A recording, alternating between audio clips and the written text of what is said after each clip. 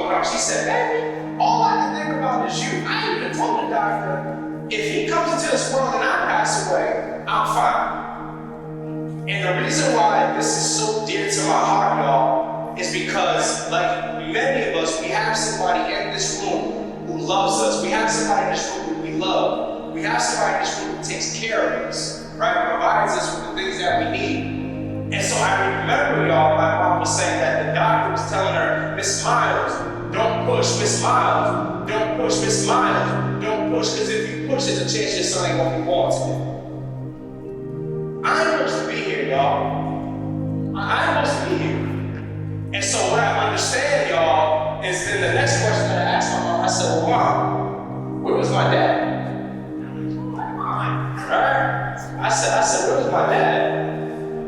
And she said, baby, you don't want to know the answer to that. I said, yeah, I do want to know the answer to that. And she told me, she said, well, baby, your dad was actually on a recliner watching a football game drinking a Budweiser.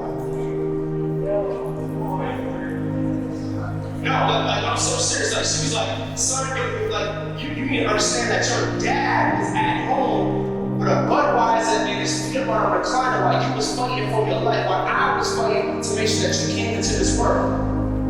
My dad wasn't even there to see me born, y'all.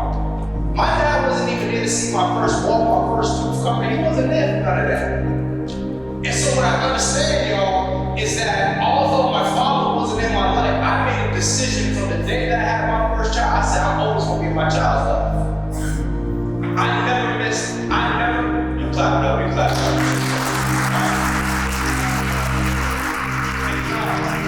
I made a decision when Javon, my firstborn, came into this world. I said, I will never miss the opportunity of seeing my son come to this world. I will never miss the opportunity of seeing his first tooth come in. I will never miss the opportunity of seeing him fall and get up and fall and get up. I said, I will never miss that opportunity in my life.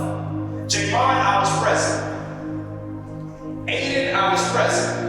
Harmony, I was present. That's why I asked y'all, like, when you come here, like, what do you do this for? Like, when I travel this country, y'all, I don't do this for me. This ain't about me. This is about making sure that when I step on stage, wherever I go, that students learn to understand that their legacy